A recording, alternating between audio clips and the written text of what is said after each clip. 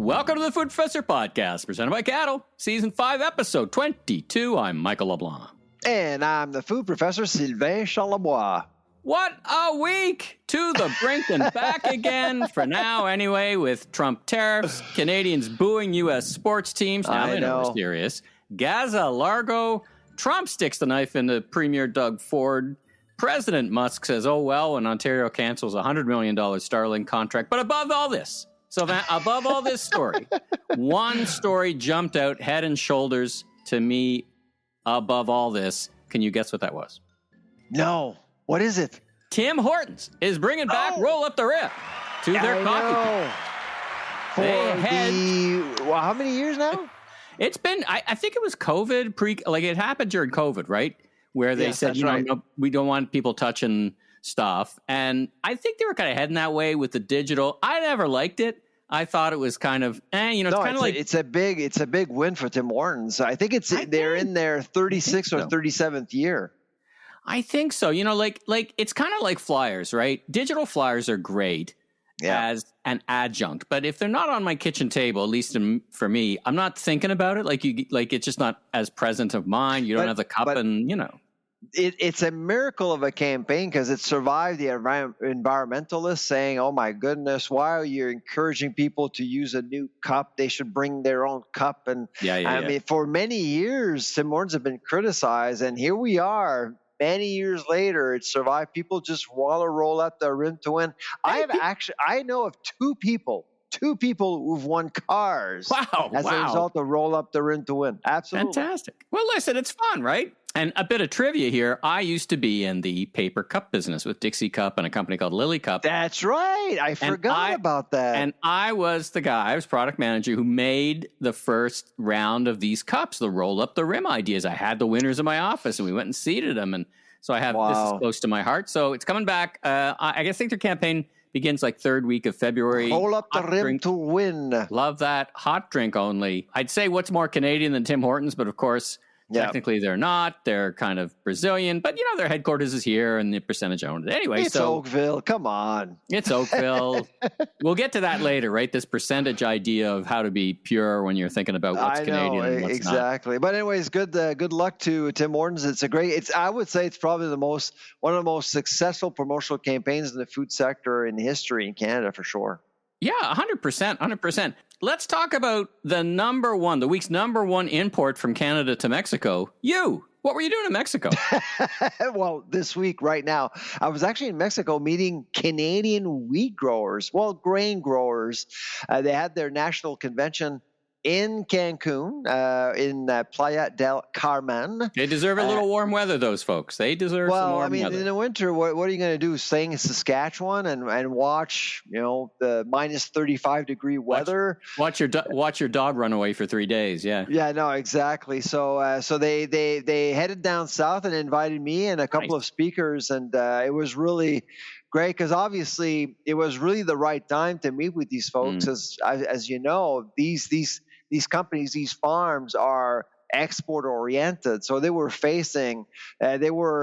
on the precipice of a huge disaster, really, because they were facing tariffs and they would become less competitive as a result. So so when I actually did my talk yesterday on February 4th, it was the day it was supposed to be implemented, but we actually got a bit of a break. But here's the thing. We were in Mexico, and Mexicans got a break 5 hours before Canada. So for 5 hours, we were all wondering, what the heck is going to happen here? I mean, It was such an interesting day because, I thought starting on the weekend that Trudeau did a great speech, actually. Credit where credit's due. I thought his speech was good. It was nice he didn't apologize for something, as typically he's apologizing for something. So I thought his speech was good. I thought by noon that the off-ramp would be taken for both countries. You know why I thought that? Prime Minister Trudeau never spoke to President Trump since his inauguration, and he doesn't spoke see him as the twice leader, right? that day. So nobody was expecting him to speak twice to him on the same day. But here's the thing. I mean, we were all wondering, why would Mexico come up with a deal first, since we all know that Mexico is really the problem.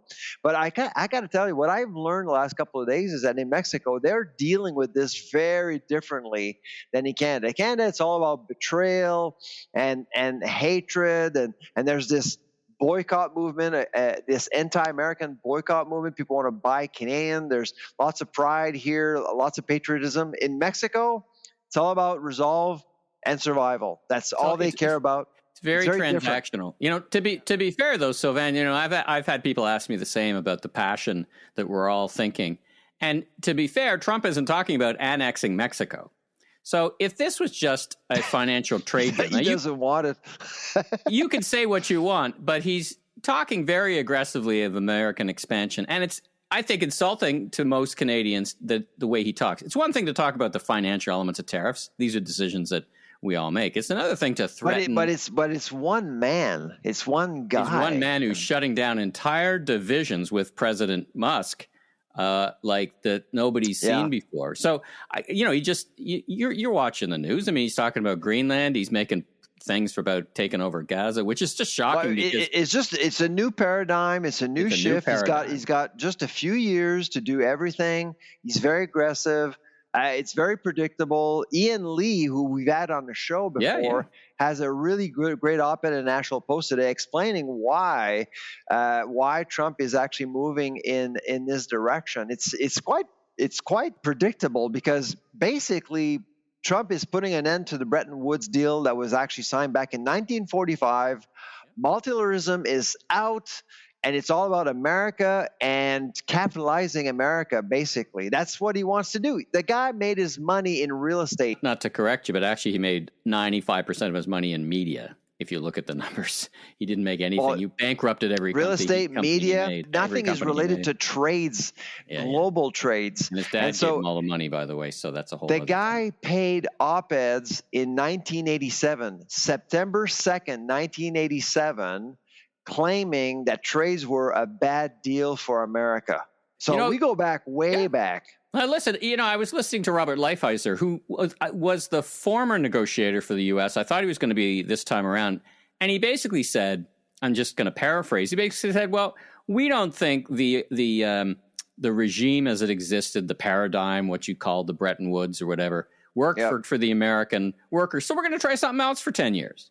Yeah. And this something else is exactly what you're describing. I mean, and tariffs are going to be a big tool, so we have to get used to it. I think as Canadians, the tariff word is going to come up a lot over the next 4 years. So instead of just panicking and be anti this and pray for that, let's focus on business as much as possible. And that was kind of my message yesterday to farmers. And these farmers, by the way, they're doing very well. I mean, they're doing very well. They're business folks. They're very savvy. They understand exactly what's going on. To be honest, when I spoke about what was happening in real time, they understood exactly what was going on. I mean, in the room, I actually had two former deputy ministers of ag, and most of these farmers have been in the business for 30, 40 years.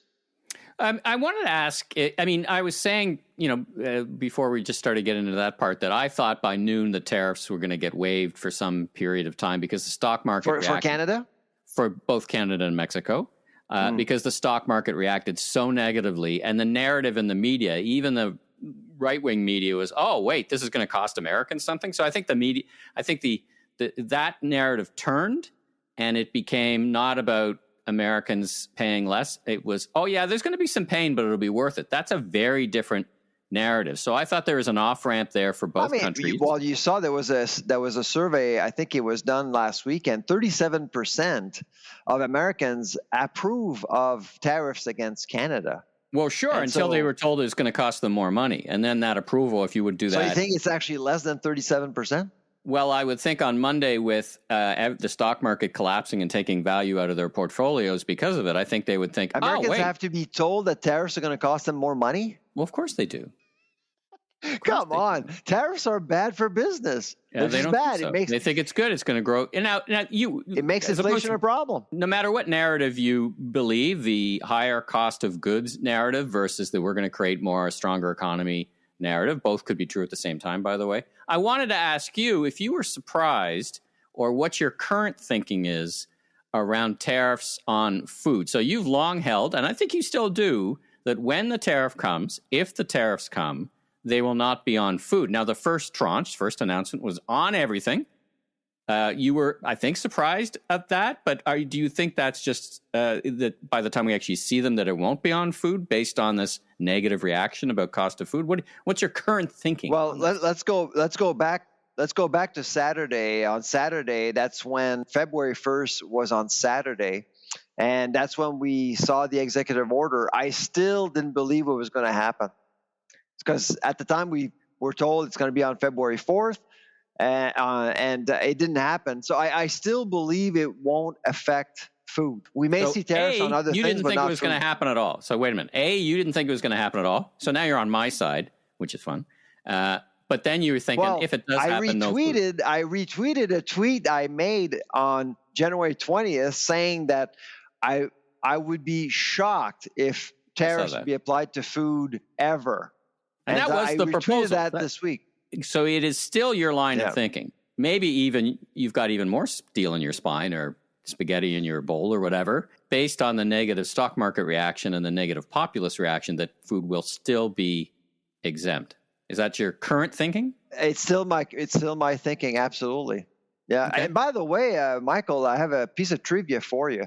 Which country is the least protectionist when it comes to food trades in the world? Least protectionist could be America. Actually, it could be. I don't know. They are actually so both America and Canada are in the top 10. Actually, so the least protectionist countries in the world are Singapore, Hong Kong, if you want to call Hong Kong a country, of course. Macau, Brunei, and Chile. All of them are at 0%. Yeah, Chile is number 5. Now, I get the first ones. Like we talked often about how Singapore, to be independent in food, it's a small island, right? So it kind of makes sense to me. Yeah, they rely on food, absolutely. Yeah. Chile, I'm a little surprised about. But United States is number 8th, and Canada is number 9th. So. Yeah. Closely tied. And let's we got another couple of weeks to think about this, but so let's not ruminate on what ifs beyond this. But I did want to ask you did make a post about, kind of a moving forward, and we've been talking about this for months, literally. Okay, what do we do? Because I 100% agree the paradigm has changed. So it feels like there's two answers, one of which you articulated, one of which I want to articulate, for in the ag sector, diversifying where we send our food to. And there's a third one. I want to get to the third one in a minute. One is Mexico. Like, could we do more business with Mexico? 2, it's got to be India. How do we fix India? And 3, if the prices all go up, and this is a question I have for you, is let's say you're a grain farmer and you're selling and the tariff goes 25%, so the customer's paying 25% more. Does that still, where else are they going to replace all of our food if they're going to tariff everybody, including the European Union? Like, does this all just level set up? So first of all, what do you think of Mexico as a customer? What do you think of what's going to take to do business with India? And then third, talk about the real competitive nature. If the whole model changes, not just between Canada and Mexico, but he goes after Europe and England and where's he going to get his grain? Russia? He's going to get his grain from Russia? On the executive order that we saw on February 1st, I thought that perhaps the under bond practice would be compromised as a result. So you can right now ship to Mexico through the United States tariff free. Okay. So under bond and vice versa. So there is this corridor that we can actually foster, that we can actually take advantage. And right now, if you look at some of that data between Mexico and the United States, right now, Mexico is the largest buyer of pork coming from the United States. Okay. So if they get upset with the U.S., and I think we could actually get to that point, they may actually decide to look elsewhere, and that elsewhere could be Canada. Wheat is the same thing. Mexico is one of the largest buyers of wheat coming from the United States. Corn as well. So all 3 commodities we grow and we produce very well. And so there are opportunities for us to sell to Mexico and vice versa. My guess with Trump's wrath, if you want to call it that way, I think there will be a rapprochement between Mexico, and Canada. And of course, we have to talk about China and the US. You saw what happened. China did not get a break. In fact, China upped the ante to 15%. Did you see that? I don't think the K media actually covered that, but you're right. It's been kind of a muted loss there's a couple of things that happened. This is really important for people to know. We need to understand that this is not just about Canada. In fact, it's really about China and America. And I think there is going to be. I would disagree that it's about really, I don't think it's really about China. I think I agree with the very first part. But China matters a lot more to the United States than Canada does. Let's face it. I mean, Canada is a it's that's a pretty big player it's a pretty big player though from an exporter importer. No, but China influences America and vice versa. Remember last week with our report with MNP? It's all there. It's all there in terms of influence. China is up there. America is number one and China is number two, right there. You know what China's going to do next? Here's my bet. We're recording this on Wednesday. They're going to shut down TikTok in America. They're going to that's not food, so I don't care. But anyway, they're going to take the hit on the money because Trump wants to socialize it, and they're going to punish. You're just talking about how China reacts. I mean, that could be a way for China to punish Trump because he's very pro TikTok for sure. Wow, exactly. Yeah. Anyway, I wanted to ask you a question. So just a fine point on that, this corridor concept that you're talking about between Mexico and Canada. So that means the cost of my avocados is going to be could just not change. It's going to be good. So if we get more stuff from Mexico, we'll be better off. For your Super Bowl weekend, don't worry about your guacamole or your tortillas. I don't watch Super Bowl anymore. It's all CFL, by the way. It's a great cup now. Yes, exactly. It's a great cup. I shouldn't have said that. My goodness, we're gonna get squashed. We're gonna get trolled. We're gonna get trolled. All right. This is an interesting idea. If I can have an excuse not to see Taylor Swift, I'm good. I'm good. Come on. Question for you. All right. So let's say there's opportunity clearly by the sounds of what you're describing with Mexico. Now we've got a long way back politically or diplomatically, whatever you want to say, with India, but clearly we have to start taking a few steps to get there because they could take everything we sell, right? Yeah. Absolutely. So I think there's potential there. Of course, standards are different. And of course, we've been importing some ungraded Mexican beef of late, and that's ungraded. So there's some harmonization that needs to occur. The problem that we have, Michael, is that we're so dependent on the Americans. It's ridiculous. And we've been sleepwalking through trades. We don't have a strategy. And all of a sudden people are saying, oh my God, we need to diversify. Oh my God, we need to trade within provinces, amongst provinces. We need to do things. And then it dies off. It goes away again and again and again. Money's lazy. Money will go where the money is. I mean, that's really how it works. During COVID, I never used the phrase a crisis is an opportunity wasted because I didn't think a health crisis was appropriate. But I do think it is now that this crisis is, can this be the crisis that galvanizes? You think this is a crisis? Well, a crisis is when, by definition, this is the professor coming out here. By definition, a crisis is when you don't have a solution ready to be executed to solve the situation. Okay, we do have a solution. Get together and focus on internal trades and diversify your portfolio externally with Europe, with Asia. We already have packs like that. We already have solutions. We've never taken advantage of them. All right, let's take a quick break now and hear from our presenting sponsor, the great friends at Cattle. Does your digital customer engagement strategy need a serious upgrade? Enter Cattle, Canada's consumer insights powerhouse with the largest, most active panel of everyday shoppers. They're not your typical sponsor. They're the voice of the consumer, always in the know on the hottest trends and shaping what's next. So why Cattle? They go beyond consumer insights. They're trailblazing the future of ratings and reviews and leading the charge in user-generated content with unmatched syndicated receipt data and the ability to gather reviews across any category. Cattle partners with giants like Walmart, Canadian Tire to deliver results that count. Visit askcattle.com now for an exclusive The Food Professor podcast listener discount on your first review or research campaign today. That's askcattle.com. Okay, let me ask you the question then. The third part of the question was a long question, so fair that you forgot to answer it because it was too long. Was if what you say is the case, that the model going forward is tariffs on everybody, make stuff in America, doesn't it create a different level playing field? For Trump in the United States, yes. Yeah. For Trump in the United States. So we send a bushel of wheat. It's going to cost the buyer of that bushel of wheat in America 25% more. But do they have a ready way to substitute from it? Aren't we just going to get more money and the American consumer is just going to pay? Like, is it that easily to substitute out? Like, I guess the answer is to make it themselves, or I guess. No, I think I don't think it's the intent is to weaponize tariffs. I don't think the intent is to implement them. Look at Panama, look at Colombia, look at Mexico, look at Canada. I mean, we got 4 case studies so far in 2025 where Trump weaponized tariffs, but he never used them. But what did he get from this? All he got was something we agreed to in December. Now we got a fentanyl No, we czar. have a czar now. We have a czar.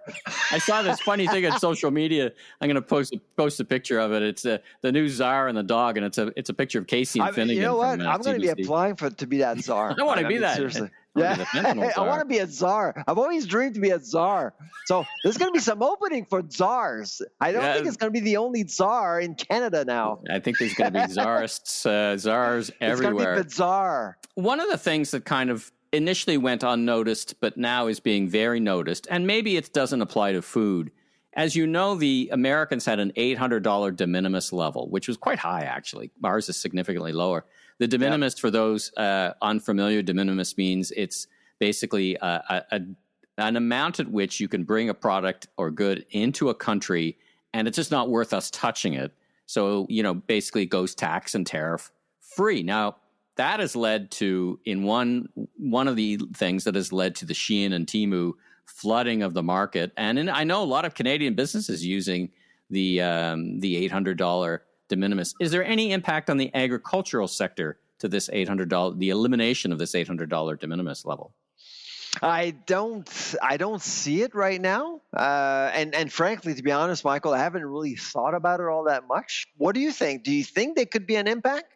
Well, I think you're telling me that there's probably not. I mean, if you haven't thought about it, if you hasn't struck you, then in the ag sector, I don't think there's. It's not on my radar, and I honestly don't see it. It's like the cryptocurrencies. I mean, I've been trying to understand this phenomena and how it could impact food, and I think it will. It's just I haven't really grabbed that yet. I haven't really have made a sense of it yet. So let's shift our conversation. I can't have an opinion on everything, by the way. Well, the fact that you don't tells me it's not important, relatively speaking, to the. Oh no, I'm not saying it's not important. It's just honestly, I need to study it a little bit more. I need to understand it a little bit more. Let's talk about the Canadian consumer reaction. So, as I said, Michael Graydon and I exchanged a few texts on X, and he said, those nice people in America don't boo their anthem. I'm like, yeah, if you want to get Americans' attention, it's through sports. So, trust me, the only way they're going to pay attention to anything is if you boo their anthem in Canada at a sporting event. Like, it actually made, like, it was everywhere suddenly that we were doing this. Oh my God, Canada's mad at us like we weren't before.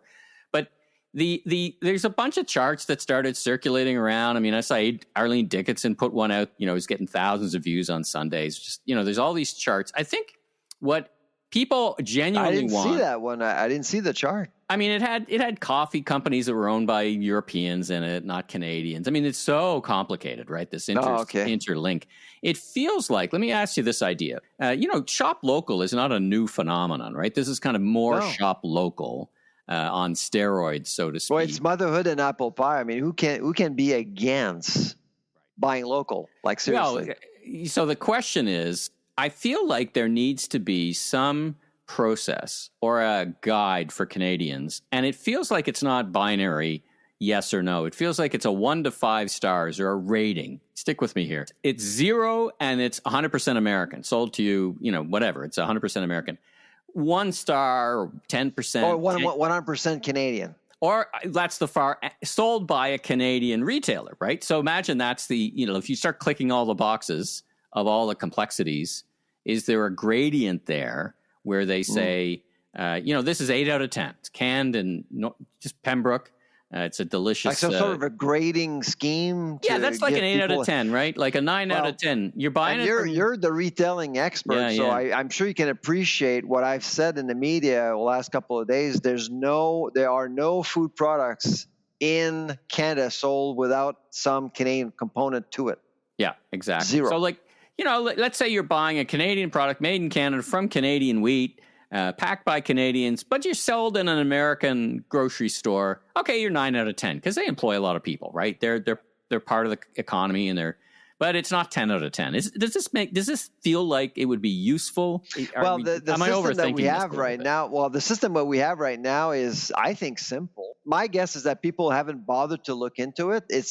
There are 3 layers. There's product of Canada, made in Canada, and prepared in Canada. It's very simple. So for the purists out there who absolutely want to buy 100% Canadian processed ingredients sold by a Canadian company, you go to a Canadian grocer and buy a product of Canada. And a product of Canada, 98% of ingredients are Canadian. So that's the gold standard. Yeah. Made in Canada, 51% of ingredients have to be Canadian. Okay. And the last step of processing has to occur in Canada. And prepared in Canada means that the last step of processing occurred in Canada, but the majority of ingredients are foreign. That would be like Heinz ketchup, right? That would be the Heinz ketchup example. No, the Heinz ketchup is a product of Canada. Okay. Because tomatoes are actually from Canada. Oh, okay. Right next door, you got the Kraft manufacturing plant for peanut butter. That's a prepared product in Canada because peanuts are coming from America. And so that's a prepared in Canada product. And ketchup is a product of Canada. The economies are so interlinked, but you could start making, people could start making decisions as they kind of settle down and think about all this. Well, when people start to talk about, let's boycott America, let's focus on buying Canadian. And I told them, what's Canadian to you?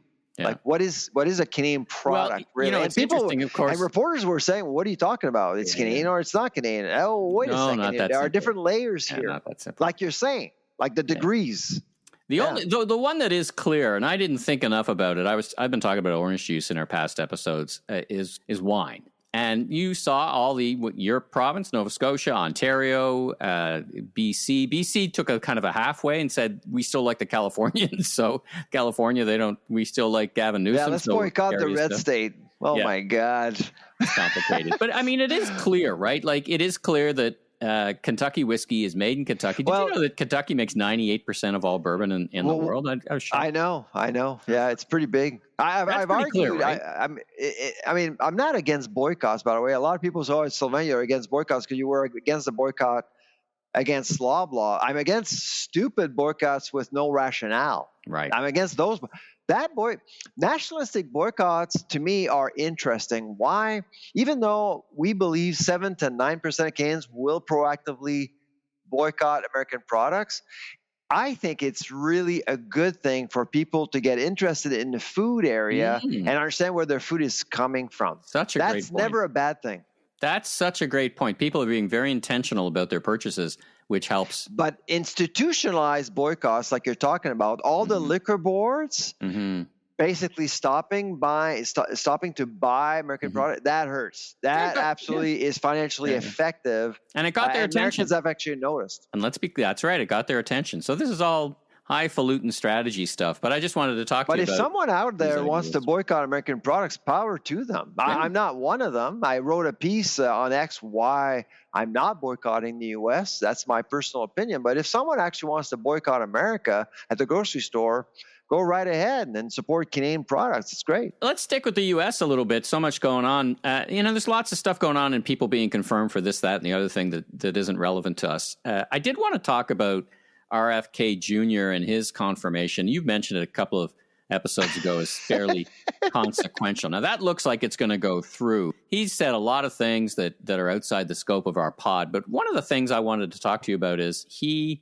brings to, from an attitude, I think of, for example, raw milk. We're a big raw milk supporter. What are the things that he could, tilt the U.S. government and their thinking on that would affect in some way, shape, or form Canada. Have you put any thought into that? He's a very powerful position, right? Yeah, I know he is, and the "Make America Healthy Again" slogan is getting some traction. It's like the MAGA. This one is and he's a character. He's a character. He draws a lot of media.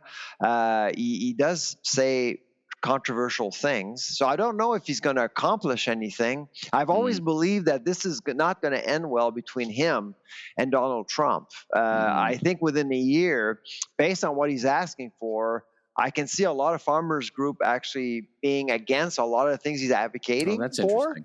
So the oil seed issue and the health and the big CPG companies. And I don't know, like he's going in one direction while the architecture of America's ag is structured very differently. So there's probably going to be a huge clash at some point between him and agriculture in America. And I suspect that that's going to come to Donald Trump's attention at some point, and Donald Trump will have to pick. He will have to pick. So is it going to be make America healthy again, or is it about supporting farmers and the food industry? And I think, based on what I've seen so far, I suspect that Donald Trump will pick the latter. What do you think?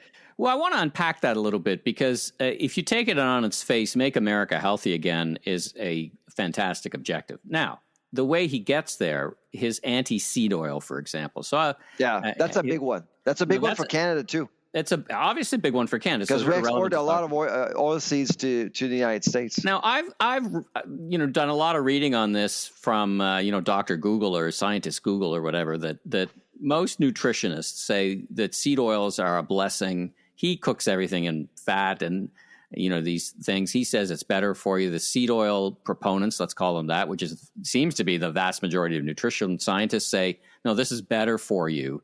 Is that the heart of the argument, really, literally the heart of the argument? Why is this pushback on seed oil? I see it here. I hear it here. I do see it as filler in some sauces. And, I'm not a nutritionist, and I'm not a dietitian, but I don't see any consensus here.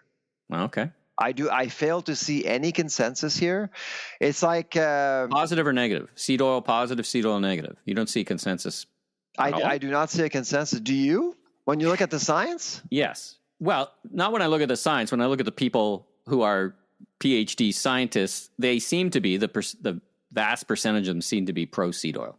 What you would call a review of the literature seems to me to be, and you do these review of literatures, maybe you should do one on this, that the literature all supports very strongly seed oils as a better I need to look solution. up any meta-analysis on seed oil and see exactly what the literature is saying the last few years. The things have evolved immensely, but it is whenever something becomes political, we tend to forget about the science, really. But these meta-analysis when it comes to nutrition are really helpful, and I've seen that with all sorts of different ingredients.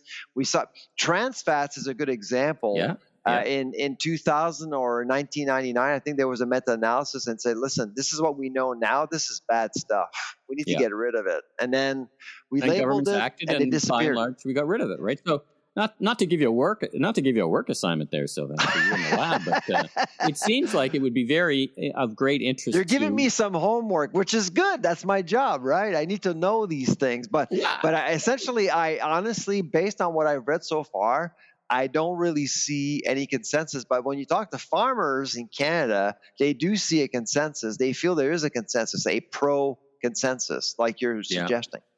The other one there, I've been seeing that there's consensus, but a little bit of murkiness lately, is this whole raw milk idea. And as I understand it, the proponents of raw milk, which includes this Kennedy guy, he says, listen, when there's studies done in Europe about kids who grow up on farms and drink raw milk, they have better systems against allergies. Now, the scientists, as I read, and again, here's a meta-study, say that could be true, but it's also true that they're growing up in a biome of all kinds of things, cows and germs and all those things. So we're not quite clear that there's a connection.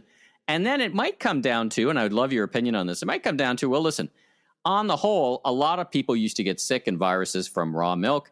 And on the whole, from a public policy perspective, you're better off not drinking raw milk. and less people will get sick. Is that your assessment of these? I don't know if you call it a debate, but a discussion around raw milk? I've always believed that the potential market for raw milk is anywhere between 8 to 9% of Canadians. That's it. The rest of Canadians won't be even interested in drinking raw milk at all. At all. They believe in pasteurization. That's what they want, and that's fine. But a lot of people want access to raw milk. I've always seen the raw milk issue in Canada as a consumer choice issue, not necessarily a nutritional issue. Because, of course, the dairy farmers of Canada have always argued that this is bad, this is dangerous. We need to actually, and the reasons why they're doing that is that they want to basically control the supply chain, and they don't want to allow farmers to sell off the farm because, well, it could actually dilute the value of their asset, which is 8 to 9%. The quota. I mean, I think almond milk is going to have more effect. No. But seriously, if you actually liberalize the market and allow farmers to sell their raw milk to anybody, that's going to impact sales. And that's going to impact quota values. Come on, seriously, it's a lot of volume. But wouldn't the dairy farmers just say, okay, raw milk is now allowed in Canada, and we'll just have a managed supply process for the raw milk, just like we have with. I drank raw milk when I was a kid, and I'm fine. I never got sick at all. Nobody got sick when I was a kid. We all drank raw milk. It wasn't even an issue. And it's later in life I realized it wasn't allowed to be commercialized in Canada since 1991, I think. Now the science says, and again, here's a great meta-analysis to clear this up, that there's more harm than good. More people got sick or would get sick from non-pasteurized milk.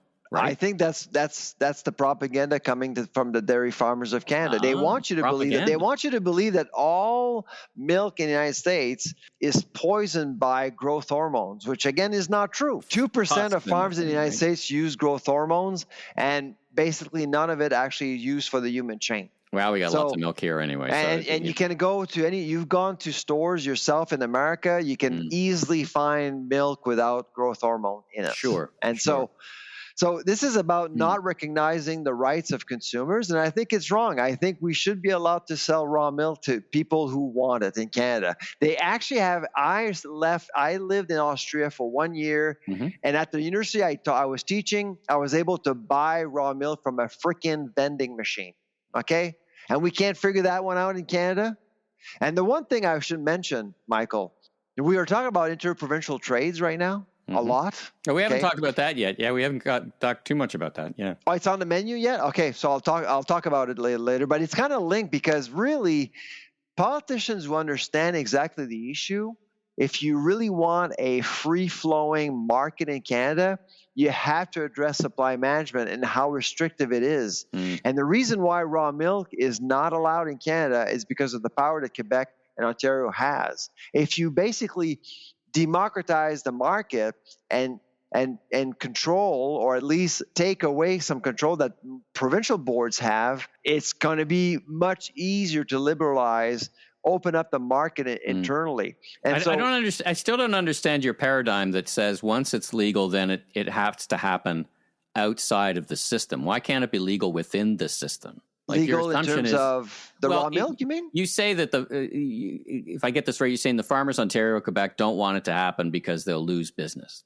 If I'm paraphrasing, but won't they just get business in a different way? That the dairy farmers of Canada and Ontario would say, okay, now 10% of our volume is in this, and we're going to manage that too in a supply chain. That's Michael. That's not how they think. They can't handle. You can handle uncertainty and unpredictability. They cannot. They need to go to their farmers and say your quota is not going to be affected. Okay, the value of your quota is not going to be affected, and you're going to make that much money per hectoliter. That's how they think. They don't understand competition. They don't understand volatility. They don't understand any of that. They don't, and they're not interested at all. That's not how they think. It's like communism. You're told to do you get a government-sanctioned quota. You produce this much, you get that much money per hectoliter, and you go home to your wife and kids, and that's it. That's how it works. If you bring forward a new agenda saying, "Oh, we're going to be allowing raw milk," "Oh, wait, hold on a second. What about my quota? What about my money?" That's why they've always walked away from that argument, because it's too tough to win. All right, so we touched on a couple of things with this RFK. Anything else that you can think of that affects ag? I mean, it's well. By the way, you do know that it was a case that went to the Supreme Court of Canada, and Mike Schmidt, an Ontario dairy farmer who I know very well, he actually just sent me his new book called Raw Milk, and he lost his case. He went to the Supreme Court and he lost by 1 vote, and it wasn't because of the fact that raw milk was dangerous. The ruling was that the Supreme Court was asking the dairy farmers of Canada and provinces to do their work and evaluate risks and see how it would impact the value of quotas, etc. So the Supreme Court didn't say no because of food safety. They said no because of the economics of it. Interesting.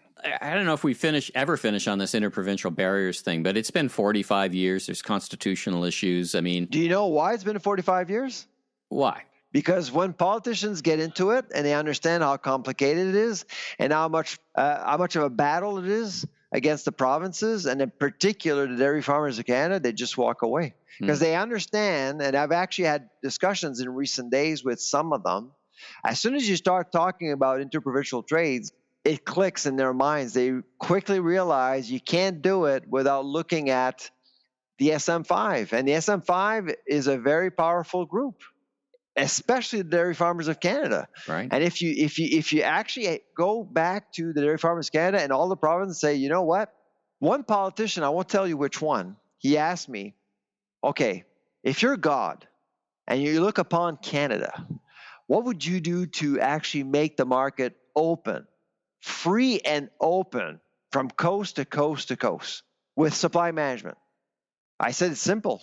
Just deharmonize the quota system. Allow guys from Ontario to buy quotas from Quebec and vice versa. You just do that and you'll fix a lot of problems, because boards will actually lose a lot of power, and it's going to be up to the market to decide where quotas go.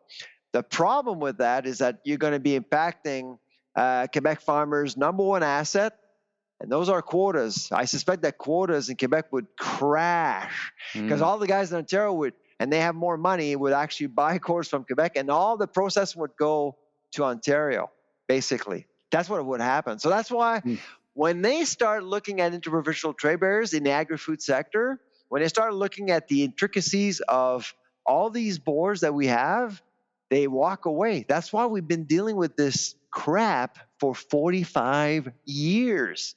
So unless you have a prime minister who has the guts to look into this, or the motivation, up, you would basically, if you want to get rid of supply management, you have to write a $32 billion check.